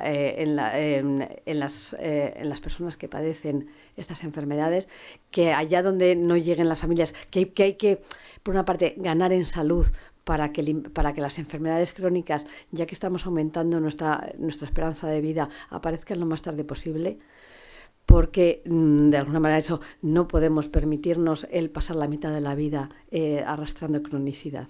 Tenemos que intentar que la salud permanezca intacta el mayor tiempo posible, y para eso hay una serie de medidas preventivas que todos podemos tomar y que estoy segura que las personas que están aquí tienen muy claras, pero que, como ha dicho Mónica, no es algo que sea generalizable. Entonces, sí que aprovechar las nuevas tecnologías, ser versátiles a la hora de afrontar el problema de cada enfermo crónico en su contexto y de la forma en la que, como comentaba antes Manuel, como él quiere afrontarlo, porque de alguna manera su voz al final también es la que decide. Y pido su voz de nuevo porque cuáles son esos retos y cuáles son las posibles soluciones desde el punto de vista desde el otro lado, ¿no? Desde el punto de vista de los pacientes, familias, cuidadores, cuidadoras. Yo creo que el primer reto es atender a la persona y no a la enfermedad. Creo que es el primer reto que tenemos que plantearnos todos. Lo importante es atender a la persona, a sus necesidades, que a la enfermedad entendemos que la parte sanitaria la atiende magníficamente bien porque técnicamente son muy expertas. Y la parte social también. Pero si la separamos es como si separamos el corazón de los pulmones, el cuerpo no funciona. Y esto creo que es la primera parte. La segunda cuestión, tenemos que poner especial atención en la continuidad asistencial. Es un problema que lleva, desde el Observatorio de Atención al Paciente, se lleva indicando como uno de los principales problemas de las personas con patologías crónicas desde el inicio de la plataforma de organización, desde la POP, desde el comienzo, que creo que es de 2015, 8 años. ¿Qué podemos hacer? Una normativa específica que proteja la cronicidad. Creo que es una primera cuestión que podemos abordar perfectamente. Podemos abordar también desde el punto de vista de prestaciones económicas y ayudas específicas de la Seguridad Social para las necesidades crónicas de salud. Creo que también se pueden hacer programas destinados al mantenimiento del empleo que hablábamos antes. todo esto desde la perspectiva de la atención a la persona y a sus necesidades como protagonista de su enfermedad, ¿eh? Siempre partiendo desde ese punto de vista. Creo que es muy importante hablar de fragilidad también, porque somos personas frágiles y las personas crónicas complejas y las personas con enfermedades crónico-degenerativas creo que tienen una vulnerabilidad y una fragilidad todavía mayor, con lo cual hay que aplicar e implementar medidas mucho más de discriminación positiva en el ámbito, vuelvo otra vez a la empleabilidad, porque es la puerta que nos abre la posibilidad de volver a tener un poco de vida. Y no me gustaría perder de vista esto que estabais diciendo de la prevención, la detección precoz, porque yo creo que es un factor vital y fundamental. Y a veces no se tienen en cuenta los determinantes sociales de la salud, que son un poco lo que decís, pero la alimentación, el código postal, aquello que igual nos suena un poco a todos, ¿no? Que es más fácil, ¿no? Pues no es lo mismo vivir en una zona con menos cantidad de alimentos o con un nivel de pobreza un poco más alta. Perdón. Con un nivel de pobreza más alta porque el acceso a la compra de determinados alimentos estará mucho más restringido, con lo cual será más fácil comprar alimentos ultraprocesados que alimentos más sanos. Bueno, cosas de estas, ¿no? Creo que hay que darle un enfoque biopsicosocial a la atención a las personas y por último creo, y esto es importante, los sistemas tienen que ser interoperables.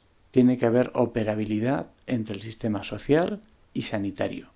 Fundamental, entre otros. Pero esos creo que son fundamentales. Y esa operabilidad a día de hoy no funciona. No me quiero meter en el jardín de la historia clínica personal, pero esto sería una cosa muy importante. Tenemos el DNI, tenemos la tarjeta sanitaria, tenemos el carnet de discapacidad, el carnet de conducir, la tarjeta de crédito. Con el avance de la tecnología, ¿me podéis decir si no podemos llevar todo en una sola tarjeta? Y que nosotros decidamos, y con estos protocolos a alguien le puede sonar un poco raro esto del blockchain, con lo que se mueven las criptomonedas y tal, pero son espacios personales únicos y personales donde tú puedes dar acceso a quién quieres que entre y cómo quieres que entre y qué quieres que haga con eso. ¿De verdad es tan difícil crear una historia clínica personal en la que el paciente la puede llevar consigo donde quiera que vaya? Y si yo de aquí, de Valladolid, me voy de vacaciones a Cádiz, a Málaga, a Galicia, me llevo mi historia clínica, se lo doy al profesional o le doy unas claves para que lea, modifique, añada, suspenda, haga lo que sea, pero con el permiso mío, porque es mi historia, es mi vida. Y esto creo que es uno de los factores y uno de los retos a los que nos toca enfrentarnos en los próximos años. Se habla de coordinación necesariamente, de coordinación sociosanitaria. Hablaba la presidenta de COCENFE Castilla y León de esa campaña que COCENFE a nivel estatal puso en marcha a finales del año pasado, en la que se hablaba de una coordinación de boda. Porque lo que sí que es cierto es que más de una década después de la publicación del Libro Blanco en España, la coordinación sociosanitaria y la atención integrada siguen sin ser una realidad tangible, generalizada, más allá de impulsos programáticos o de experiencias e iniciativas concretas con un mayor grado de innovación y desarrollo, dependiendo, eso sí, muchas veces del territorio. Sí que me gustaría pedirles dos propuestas concretas para abordar de una forma eficaz esa coordinación sociosanitaria. Bueno, por alusiones y también además en relación con lo que comentaba ahora Manuel, está claro que el reto es una mayor unidad, ¿no? Tanto en el desarrollo de programas sociosanitarios como en el acceso a la información. Sí que es cierto que el ser dos ámbitos distintos, lo social y lo sanitario, a veces lo ha dificultado un poco. Yo sí que puedo decir que estamos trabajando en ello. Muchos conocéis ya algunos de los programas que estamos desarrollando conjuntamente la Gerencia de Servicios Sociales y la Gerencia de Salud. Para enfermedades crónicas, el programa Gusto en Casa; para cuidados paliativos, el programa Entecun; recientemente el programa para ELA se ha unido a estos programas que se han de alguna manera empezado a desarrollar ya en toda la comunidad autónoma, en las 9 provincias. Y en esa línea estamos trabajando para, de alguna manera, acostumbrarnos a trabajar juntos. Está claro que, como decía Manuel, sin sistemas de información comunes es muy difícil. Vamos a empezar a pilotar también el acceso a la historia clínica electrónica por parte de los profesionales de las residencias de personas mayores. Estamos ahora en ello para ir empezando a dar pasos a ver esta comunicación de alguna manera a través de medios. Es complicado porque la normativa nos restringe bastante a la hora de elaborar esto. Mismamente, muchos habréis sufrido las dificultades que hay incluso para unificar las historias clínicas entre primaria y hospitalaria. Quiero decir que que los problemas tecnológicos a mí no me alcanzan. Yo soy médico y estas cosas me sobrepasan, pero parece que es más difícil de lo que en este siglo XXI cabría pensar, ¿no? ¿Cómo puede ser tan difícil? Pues parece que los que entienden yo dicen que es bastante complicado, pero estamos en ello. Sí que es cierto, es nuestra gran asignatura pendiente. Si esto estuviera solucionado, este problema, aun siendo muy difícil, sería un poco menos difícil de lo que es actualmente. Mónica. Nada, el siguiente. Desde luego esa coordinación tiene que ir avanzando. Yo entiendo que tecnológicamente y en ese territorio me pierdo también porque soy periodista, pero lo cierto es que viendo a qué velocidad se están sucediendo los cambios, probablemente si nos ponemos a trabajar en ello seremos capaces de conseguir algo. A mí me gustaría...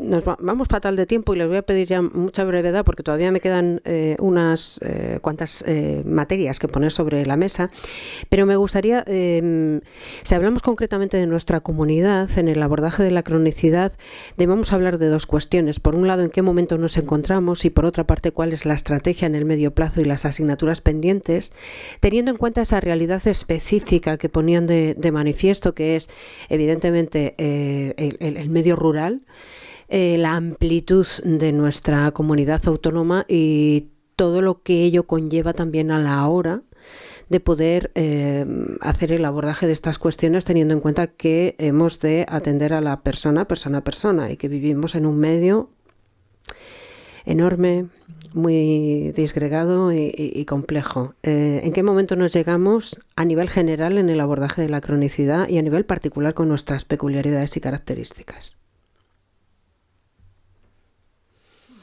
Es la pregunta, sí. Bueno, estamos, los programas estos de los que hablaba antes, que estamos trabajando coordinadamente con servicios sociales, de alguna manera lo que intenta es abordar desde todos los aspectos de lo que supone el cuidado de las personas en diferente grado de evolución de sus enfermedades en el lugar en donde vive.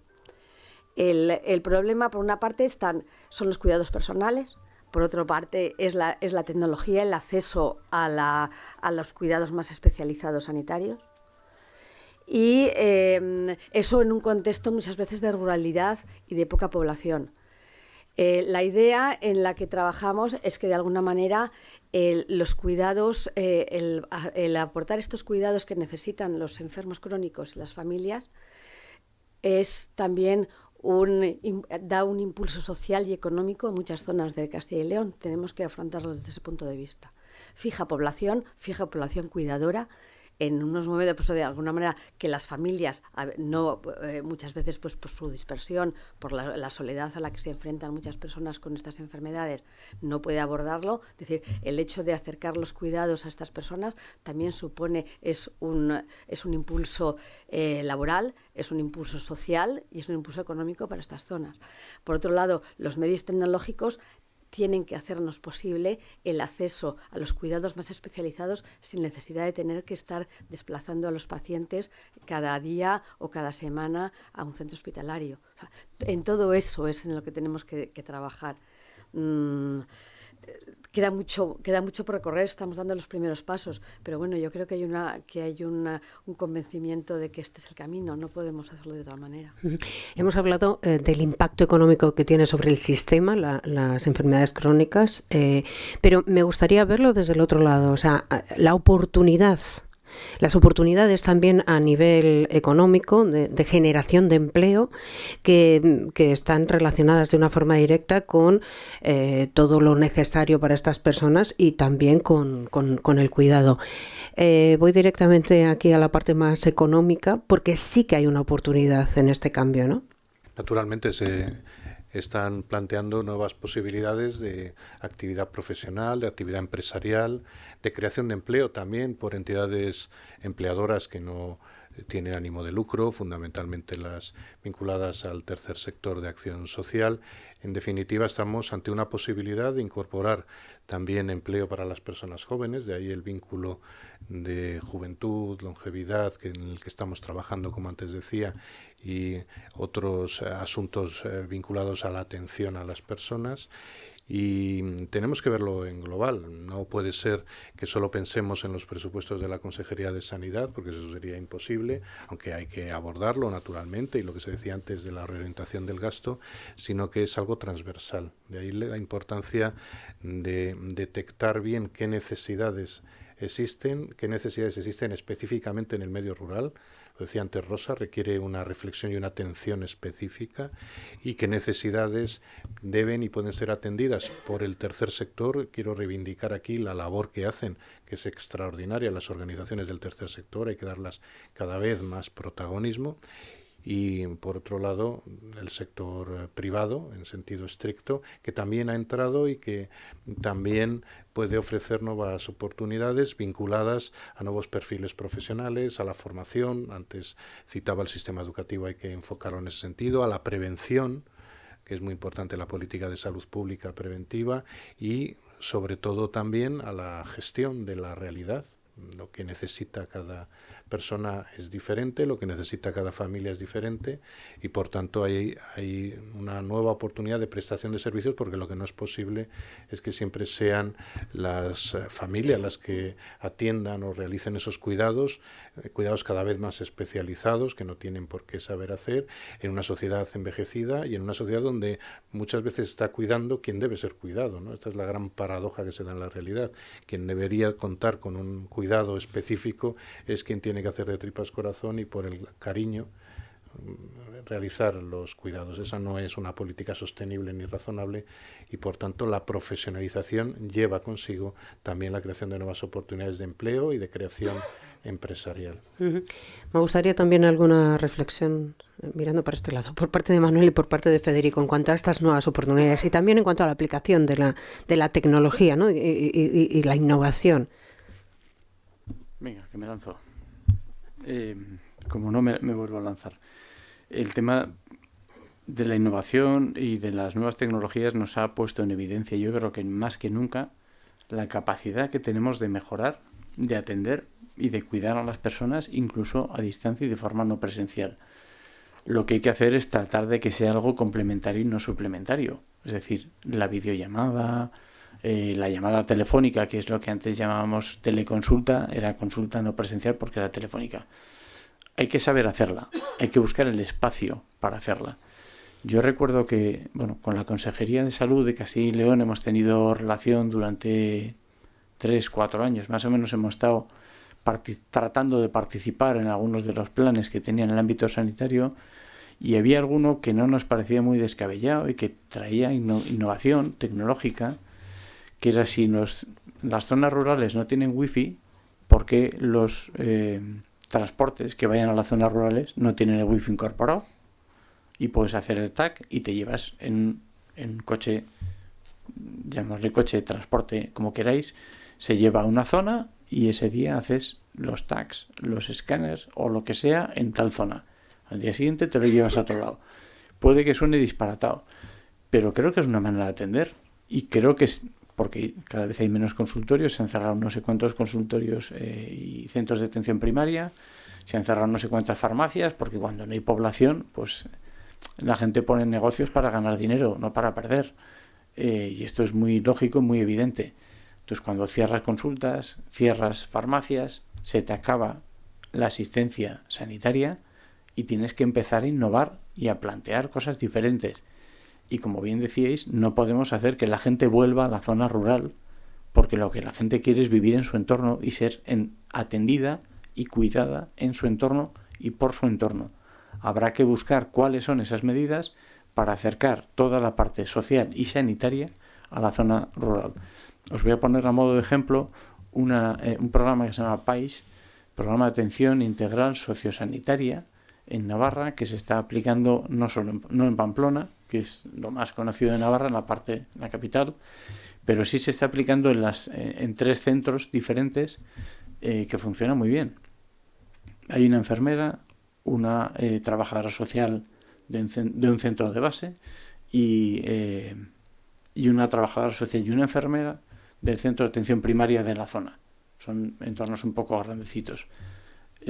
Pues están haciendo atención sobre todo con personas mayores en el entorno de las personas mayores, buscando y entendiendo qué necesidades tiene esa persona concreta en el ámbito sanitario y social, que parece una tontería, pero volvemos otra vez a atender lo psicológico, lo emocional, lo físico y la expectativa que esa persona quiere hacer con su vida, que al final creo que eso es lo que tiene que responder. Entonces creo que en ese ámbito hay cantidad de potenciales actividades empresariales para desarrollarlas tanto en el ámbito privado como en el ámbito público. Muchísimas, para acercar ese entorno y esa atención con cuidado. O sea, con cuidado me refiero de no toques aquí que te vas a quemar. No con ese cuidado, sino poniéndole cuidado y cariño a las cosas para que la gente se sienta tan bien entendida como en la consulta, cuando le ponen la mano encima y le dicen, tranquila, no te preocupes que estoy aquí. Federico, le lanzo esa pregunta y añado una más. No voy a dar más datos al respecto sobre el dolor crónico, pero sí que me gustaría, como una voz muy autorizada, pues de alguna forma que nos dibujara también cuáles son los retos concretos en cuanto al abordaje de dolor crónico, circunscribiéndonos a nuestra comunidad de Castilla y León. El micro. Creo que es necesario un cambio de paradigma, ¿no? El cambio de paradigma que están llevando en otras culturas y que lo están haciendo en el tratamiento de dolor crónico aquí nos está costando un poquito más, ¿no? Es también un poco cultural, ¿no? Porque el enfoque latino es muy pasivo. Los anglosajones son más proactivos y las guías de práctica clínica en los últimos años lo dicen claramente, que el paciente tiene que ser la parte central de los tratamientos. O sea, el modelo paternalista que cronifica, además se ha demostrado que el modelo paternalista cronifica, tiene que desaparecer. Todavía aquí seguimos un poquito con la cultura de dejar nuestra responsabilidad, nuestra salud al profesional sanitario, cuando esto es lo contrario, el paciente tiene que empoderarse, hay que empoderarle para que sea la parte activa y él tome las decisiones, ¿no? Y para eso tiene que tener medios y más, ¿no? Y eso es fundamental, ¿no? En cuanto hoy en día se ha visto también que la Organización Mundial de la Salud ha visto que desde que se descubre en un laboratorio un descubrimiento que se puede aplicar luego a lo asistencial, pasan 17 años hasta que se lleva a lo asistencial, ¿no? Yo creo que eso es básico, acelerar esos procesos. Para eso es fundamental un trabajo interdisciplinar, invertir en investigación pragmática, en el que haya trabajo de tecnología, que haya investigadores, ingenieros, bioquímicos, pero también dentro de esos estudios también haya sanitarios que lo lleven a la práctica y que también estén en esos grupos de trabajo los pacientes, porque ellos saben verdaderamente sus necesidades, ¿no? Yo creo que eso es básico y fundamental, ¿no? Y en el campo del dolor crónico, en los últimos años ha avanzado muchísimo. La neurociencia ha aportado mucho y ha visto que cuanto más tiempo dura un dolor, menos tiene que ver con el sistema musculoesquelético y más tiene que ver con alteraciones funcionales y estructurales del sistema nervioso central. Aquí la diana terapéutica lo tenemos en las lesiones, las hernias, tenemos en todo este tipo de desgastes, cuando verdaderamente se ha visto que la diana terapéutica tiene que estar a nivel cerebral, ¿no? En 2021 le dieron el premio Nobel de Medicina a Davis Julius y Arden Patapoutian precisamente por estos descubrimientos, ¿no? De que el dolor está en el cerebro. Yo creo que esto lo tenemos que llevar a cabo y es lo que hay que trabajar. Hay que buscar este cambio de paradigma desde dentro del sistema con un trabajo interdisciplinar y que el paciente sea la parte central. Rosa, hablamos de la ELA. Hablamos un poquito de la ELA porque decía yo al inicio en la presentación que hay mucho camino avanzado. Seguro que mucho menos del que a Rosa y a mucha gente le gustaría contra la esclerosis lateral amiotrófica, la temida ELA. Una enfermedad neurodegenerativa aún sin cura y ni siquiera posibilidad de cronificación, pero el camino por recorrer es todavía muy largo y entiendo que lleno de obstáculos. En relación a la ELA, ¿cuáles serían esos retos específicos aquí en Castilla y León, Rosa? Bueno, en principio, a nivel estatal, el mayor reto sería la aprobación de la ley ELA. la que supondría la mejora de la atención a los cuidados, al tratamiento de las personas con ELA, porque son más de 4.000 personas en España, y al no ser, la ELA no es una enfermedad crónica, es degenerativa, progresiva y mortal, sin tratamiento ni cura, y tiene una esperanza de vida de 3 a 5 años. Es por ello porque las respuestas en la atención y en los cuidados han de ser rápidos y en comparación con otras enfermedades. Por desgracia, la ELA, el enfermo de ELA no tiene un recorrido crónico y largo. Hay casos, y muy contados, en los que sí que el avance de la enfermedad es más lenta, pero la mayoría es de 3 a 5 años. Y sin la tramitación de la ELA, los pacientes y sus familias siguen dependiendo de la voluntad política y la sensibilidad social de cada comunidad autónoma, cada ayuntamiento y cada centro sanitario. Es por ello que a nivel nacional esa es nuestro mayor abordaje y nuestra mayor necesidad. ¿Y en Castilla y León? Y en Castilla y León, pues la verdad que en estos 5 años que llevamos de recorrido, desde que comenzamos hasta el día de hoy, notamos ligeros cambios que han favorecido la asistencia del paciente a nivel social y sanitario.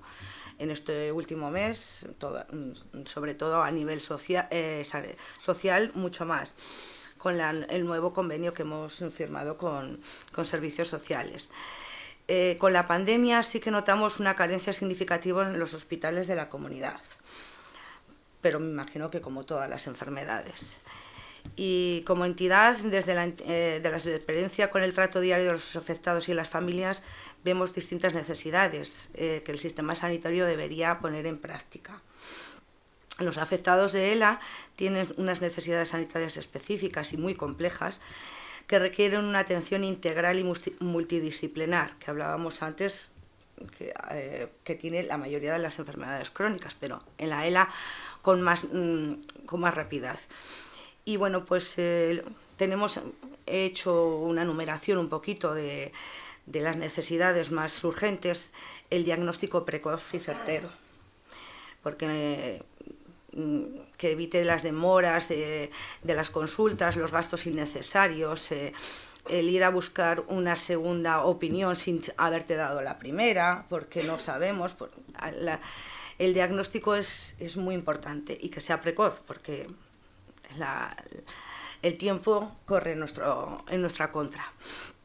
Y luego, en las unidades de ELA, en Castilla y León no tenemos unidades de ELA. Hay distintos hospitales que tienen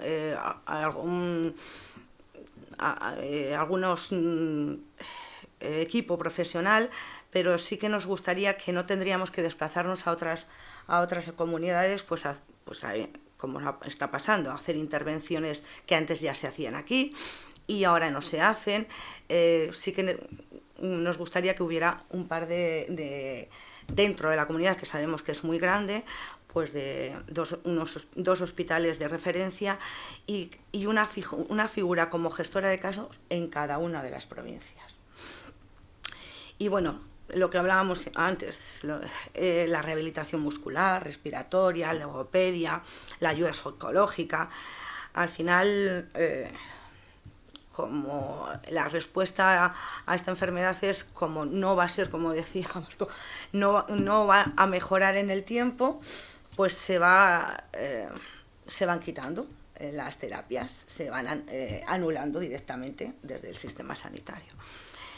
Y bueno, pues el protocolo especial de urgencias, que bueno, pues hablaba él del tema de bueno, nosotros hablamos de la pulsera, pero bueno, es inmediatamente una tarjeta, ¿no?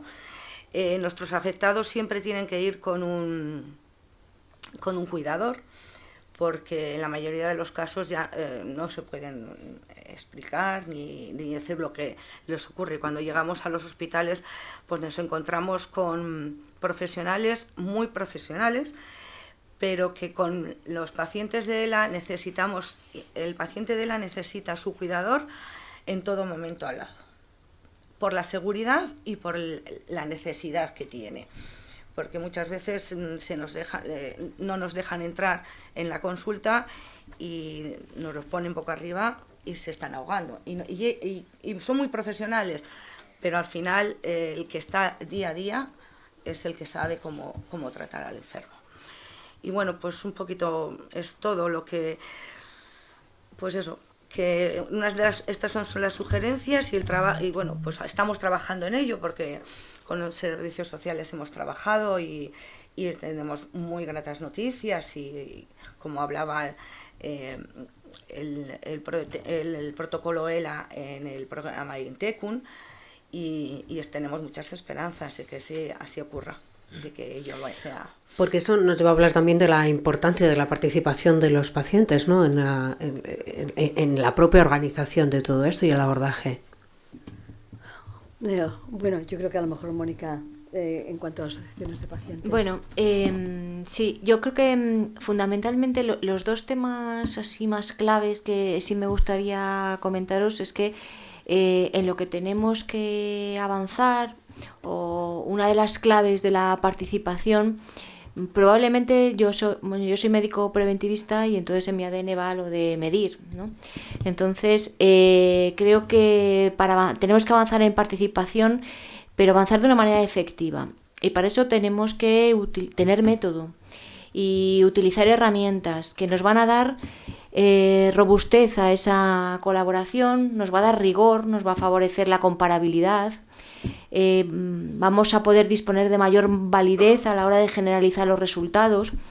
Entonces, probablemente estamos acostumbrados a utilizar cuestionarios, encuestas, a utilizar a veces grupos focales, pero tenemos que conocer las herramientas que están a nuestra disposición a fondo para saber y poder sacarles la máxima rentabilidad, ¿no?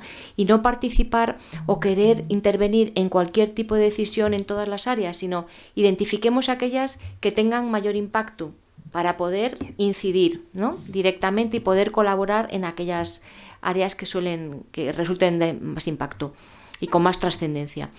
Eso por una parte, y por otra creo que es vital establecer un cauce de comunicación formal y permanente entre la administración y las asociaciones y los pacientes, ¿no?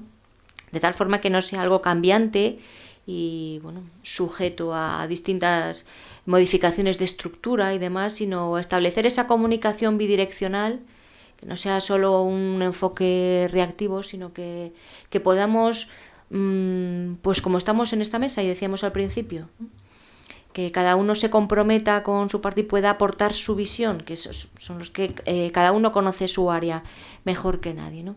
Entonces, yo personalmente estoy esperanzada con ese camino que estamos definiendo, ¿no? Establecer en ese cauce, y además es que hemos tenido, bueno, digamos que todavía poco recorrido, pero sí que vamos viendo los frutos, ¿no? Acabamos de firmar, por ejemplo, el convenio con COCENFE, fundamentalmente dirigido a la divulgación, a la sensibilización, a la información.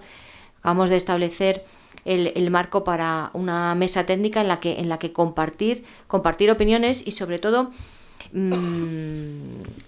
animar a las asociaciones a plantear eso, es decir, las oportunidades de mejora que se detectan para intentar ponerlas en marcha. También me gustaría dejar claro que es un camino conjunto.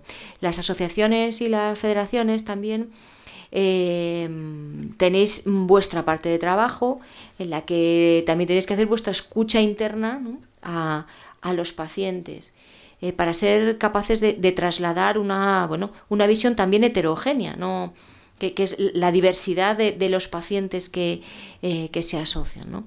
Y muchas veces juega en contra la excesiva atomización de asociaciones, ¿no? Nosotros, a la hora de muchas veces de formar grupos de trabajo, tener en cuenta las opiniones de los pacientes, bueno, pues complica el hecho de no saber a quién dirigirse, una asociación provincial más la federación tal, más a nivel estatal. Bueno, esa atomización, si está bien hecha, lo que decíamos de la buena recogida y el enfoque de la escucha interna y demás, el poder disponer de voces, bueno, pues únicas que aúnen esa información puede ser muy positiva.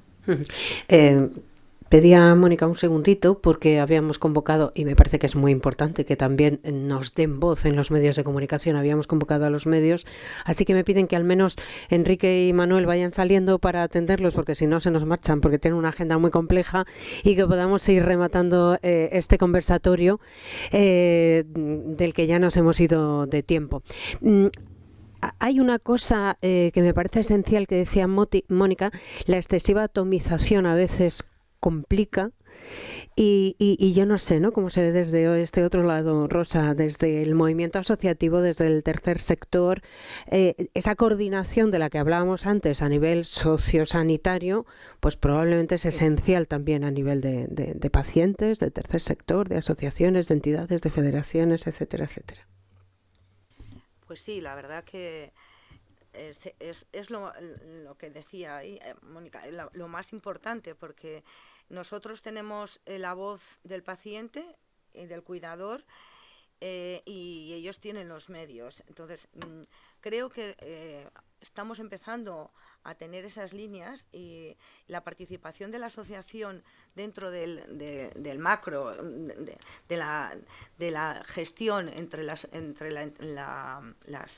sanidad, los servicios sociales y el paciente, somos muy importantes, porque yo, por experiencia propia, cuando te sobreviene la enfermedad, como afectado, como familiar, te queda muy grande eso de la discapacidad, la dependencia, dónde voy, qué hago. Sí que es verdad que hay personal cualificado en las distintas. Lo que pasa que no llegas ni a pensarlo. Te dan una discapacidad, no sabes si te sirve, no te sirve, para qué te sirve, no sabes si tienes que hacer evaluaciones continuas, porque al final la enfermedad te va comiendo el espacio, el tiempo, el momento. La relación, bueno, pues las necesidades que tienes. Voy al hospital, hoy no me atienden bien, vaya, pues hoy la persona que estaba no sabía cómo me tenía que atender porque yo que sé, me ha atragantado y me han mandado a digestivo. Bueno, pues sí que es verdad que luego nosotros, el cauce que hacemos con eso, creo que es importante, porque al final a los afectados les estamos dando la ayuda que ellos necesitan, el apoyo, y a los profesionales, a la sanidad y a los servicios sociales, les damos el cauce para que ellos puedan actuar. Entonces, nosotros, nuestra voluntad es esa, no solo apoyarles a los afectados y a los cuidadores en los apoyos psicológicos, terapias, ayudas, de todo, sino la coordinación con las distintas entidades para que todos en conjunto podamos...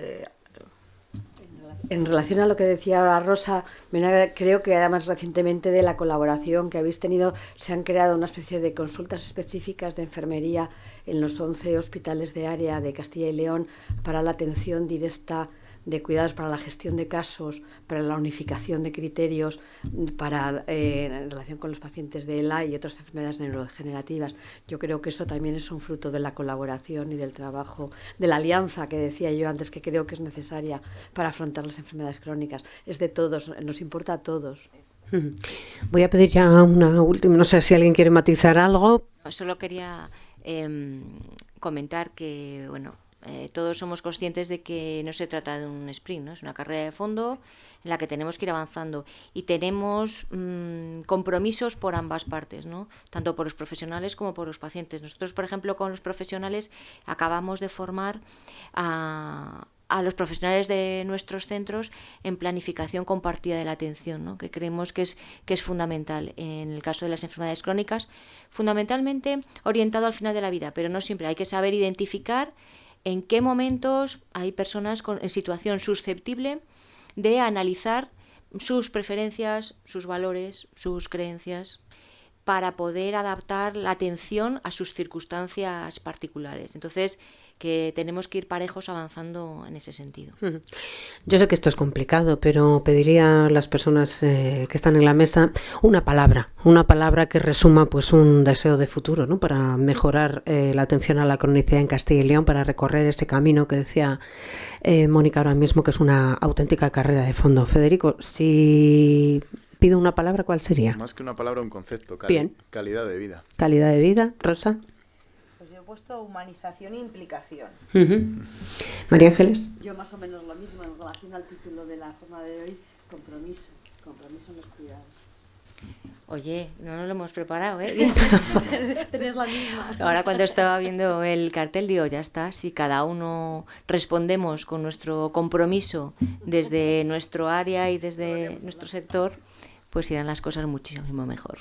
Muchas gracias. Pues muchísimas gracias a todas las personas que han participado en este conversatorio. A Enrique Cabero, que le tenemos atendiendo por ahí a los medios, a Mónica Robles, a María Ángeles Álvaro, a Manuel Arellano, a Federico Montero y por supuesto a Rosa Gómez. Muchísimas gracias, y a todas las personas que bien desde esta sala del CES o bien desde la grabación seguida a través de las redes sociales han estado pendientes de este conversatorio, que yo creo que ha marcado el momento en el que nos encontramos y también ese camino de futuro. Muchísimas gracias.